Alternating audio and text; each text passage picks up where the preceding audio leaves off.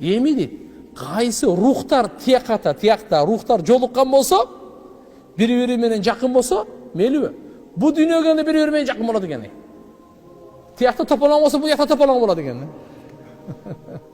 Мен өзүмдүн тилим менен айтып атам да. Тиякта таанышкан болсо, бул жакта таанышат.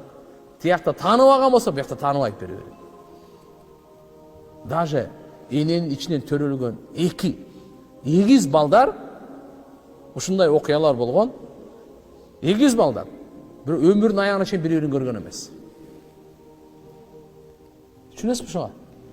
Эгиз балдар төрөлдү. Эгиз балдар төрөлгөн. Ажырашып тияк бияк ылдый болуп кетти. Тигиси башка жакка кеткен, болсо башка жакка кеткен, анын атасы өлүп калды, энеси өлүп калды. Кетти, ти башка жакта чоңойду, башка өмүрүнүн аягына чейин бири-бирин көргөн жок болду.